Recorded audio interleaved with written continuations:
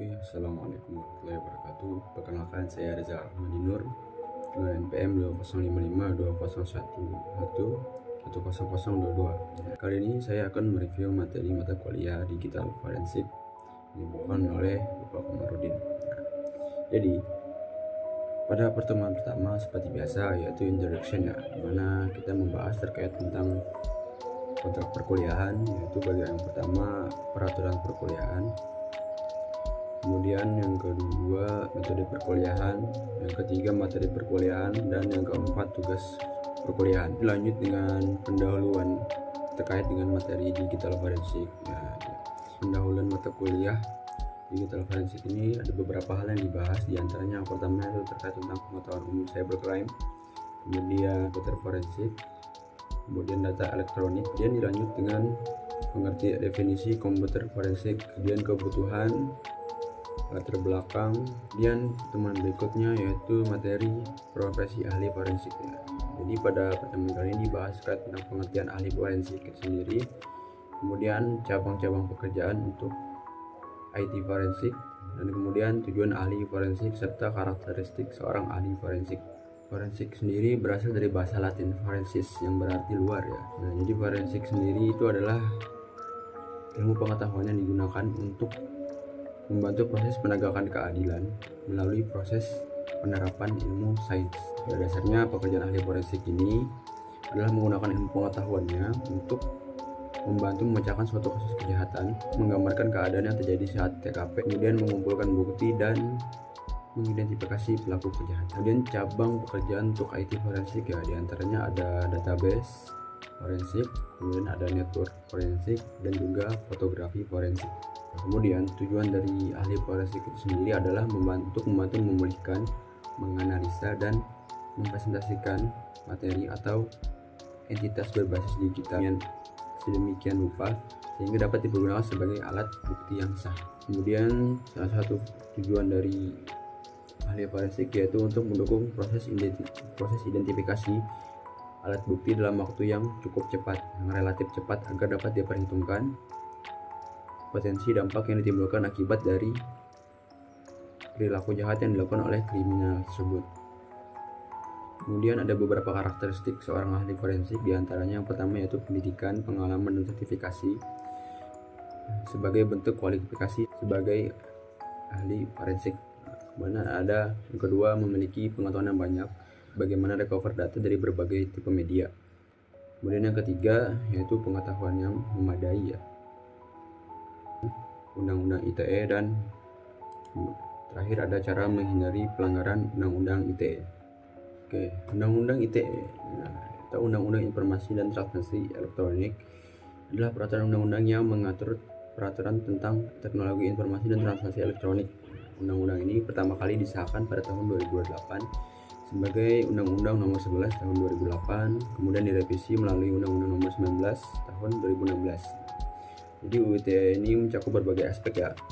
Setelah direvisi itu diantaranya ada identifikasi elektronik, transaksi elektronik, keamanan cyber, dan perlindungan data pribadi. Nah, beberapa perbuatan yang dilarang dalam Undang-Undang ITE diantaranya yaitu ada pencemaran nama baik, kemudian ada penyebaran hoaks, kemudian ada ujaran kebencian, kemudian ada pengancaman dan atau pemerasan. Kemudian yang kelima ada teror online, kemudian ada peretasan akun media sosial orang lain, kemudian ada penyebaran video asusila, dan yang terakhir ada judi online. Nah, adapun penyelesaian terkait pelanggaran Undang-Undang ITE diantaranya ada penyelidikan, kemudian pengadilan, dilanjut dengan putusan, dan diakhiri dengan sanksi. Cara menghindari Undang-Undang ITE diantaranya yang pertama yaitu jaga privasi dan keamanan akun, kemudian berhati-hati dalam berbagi konten, kemudian ada juga berpikir sebelum berkomentar, dan yang keempat yaitu kenali batasan hukum. Dan lanjut pada pertemuan berikutnya yaitu komputer forensik dalam hukum Indonesia ya. Jadi pada pertemuan kali ini membahas beberapa diantaranya yaitu tentang pengertian atau unsur hukum, kemudian ada kategori hukum, kemudian ada asas atau legalitas. Nah, kemudian ada hukum peraturan tentang cybercrime yang berlaku di Indonesia. Kemudian ada juga secara internasional terkait cyber law, dan kemudian ada beberapa contoh cyber law. Oke, masuk yang pertama yaitu tentang pengertian atau unsur hukum ya. Ada beberapa pendapat mengenai pengertian hukum. Dari beberapa pengertian tersebut, hukum meliputi beberapa unsur. Di antaranya yang pertama aturan tentang tingkah laku masyarakat, kemudian yang kedua dibuat oleh pihak yang berwenang atau berwajib, kemudian berisi perintah atau larangan, dan yang keempat bersifat memaksa, dan yang kelima terhadap pelanggaran ada sanksi. Jadi tujuan hukum ini adalah menjamin adanya kepastian hukum dalam masyarakat yang bersendikan keadilan. Kemudian ada beberapa kategori hukum, yaitu hukum menurut isinya, yaitu terdapat hukum private, hukum sipil, kemudian ada hukum publik atau hukum negara. Nah, adapun yang lain yaitu hukum menurut cara mempertahankannya, diantaranya yaitu hukum material, kemudian hukum formal, kemudian forensik TI juga dikategorikan sebagai bagian dari hukum pidana. Kemudian ada asas legalitas, principle of legality. Nah, itu asas yang menentukan bahwa tidak ada perbuatan yang dilarang dan diancam dengan pidana jika tidak ditentukan terlebih dahulu dalam perundang-undangan. Nah, di antara asas tersebut yaitu asas berlakunya hukum pidana menurut tempat. Di antaranya yang pertama ada asas teritorial, kemudian ada asas nasional aktif, kemudian ada asas nasional pasif, dan ada asas universal. Oke, kemudian peraturan terkait cybercrime atau kejahatan mental di Indonesia yang pertama yaitu di antaranya ada konsep KUHP yang baru atau RUU KUHP, yaitu buku 1 dengan ketentuan umum, ada pasal 7174, 178, dan 188. Kemudian ada pada buku 2 konsep KUHP juga terdapat itu pasal 263, 264, dan 266. Kemudian undang-undang khusus cybercrime atau kejahatan mentara, diantaranya ada RUU TPT atau tindak pidana di bidang teknologi informasi. Kemudian ada undang-undang ITE, informasi dan transaksi elektronik, nomor 11 tahun 2008. Oke, kemudian peraturan internasional mengenai cyber law. Yang pertama ada konvensi tentang kejahatan cyber, itu juga Convention on Cybercrime oleh Uni Eropa di Budapest, Hungaria pada tanggal 23 November 2001 dan mengatur tentang delik mayantara. Kemudian yang kedua ada Komisi Franken pada tahun 1987 dan Kaspersen dari Belanda. Kemudian ada resolusi PBB nomor 55/63. Kemudian ada APEC, Asian Pacific Economic Cooperation Cybercrime Strategy. Nah, adapun kemudian beberapa contoh cyber law, itu yang pertama ada di Malaysia ya. Ada Computer Crime Act atau Akta Kejahatan Komputer 1997. Kemudian ada Communication and Multimedia Act, Akta Komunikasi dan Multimedia 1998. Ada Digital Signature Act atau Akta Tanda Tangan Digital 1997. Kemudian di Singapura ada Electronic Act atau Akta Elektronik pada 1998. Kemudian ada Electronic Communication Privacy Act atau Akta Privasi Komunikasi Elektronik. Dan kemudian di Amerika ada US Child Online Protection Act atau COPPA. Kemudian ada US Child Pornography Protection Act. Oke, kemudian yang berikutnya itu ada standar metodologi komputer forensik. Itu membahas terkait tentang standar metodologi pada komputer forensik. Kemudian ada standar metodologi komputer forensik. Ada akronim PPAD pada komputer forensik. Ada bahas terkait SWGDE. Kemudian ada IOC. Kemudian ada IACS. Jadi standar metodologi forensik itu adalah panduan atau pedoman yang ditetapkan melalui investigasi forensik komputer dengan cara yang terstruktur, metodis, dan adil. Adapun standar komputer forensik itu mengacu pada 5 faktor, diantaranya yang pertama ada correctness atau keakuratan, kemudian yang kedua ada completeness atau kelengkapan, yang ketiga ada reliability, keandalan, kemudian ada integrity, integritas atau keutuhan, dan yang kelima ada usability, itu ketergunaan.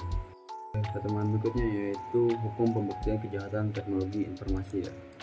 Di sini membahas terkait tentang hukum pembuktian itu sendiri, yaitu 9 sumber hukumnya, kemudian tujuan dan guna pembuktian hukum, kemudian ada bukti digital, kemudian ada sumber bukti digital, kemudian ada komunikasi sistem, kemudian ada teori pembuktian, ada faktor-faktor yang tidak berkaitan dengan barang bukti secara fisik, dan juga ada prinsip ketidakpastian. Kemudian pertemuan berikutnya yaitu kejahatan di bidang IT. Jadi pada pertemuan kali ini membahas terkait tentang pengertian kejahatan di bidang TI, kemudian jenis-jenisnya, kemudian ada cybercrime dan jenis-jenis cybercrime serta penanggulangannya. Memasuki masa UTS yaitu ujian tengah semester. Nah, pada masa ujian tengah semester ini kami diberikan tugas untuk membuat video presentasi kelompok berdasarkan materi yang kami dapat. Kemudian pertemuan berikutnya yaitu kejahatan di bidang IT.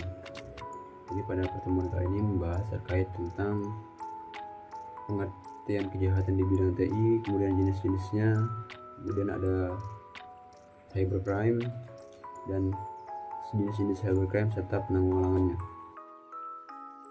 Kemudian pada materi pertemuan berikutnya yaitu terkait penanganan insiden forensik, yaitu diantara membahas terkait tentang pra insiden, kemudian ada persiapan, kemudian terkait tentang prosedur penanganan insiden, kemudian juga membahas terkait fase merespon insiden, kemudian ada emergency action card, kemudian ada pemrosesan barang bukti dan tahapan pemrosesan barang bukti.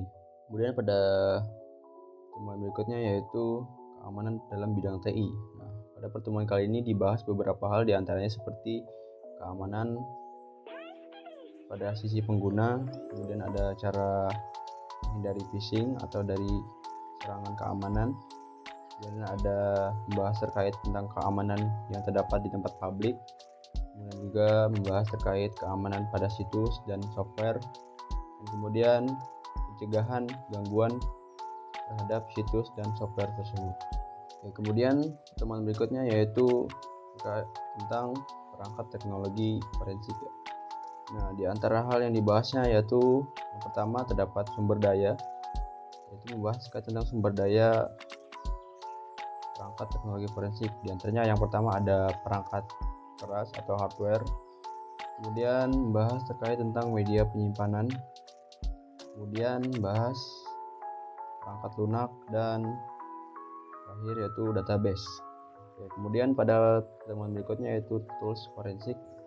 Pada pertemuan ini membahas terkait tentang kategori software, kemudian juga pembahasan software atau tools yang biasa digunakan pada kegiatan forensik.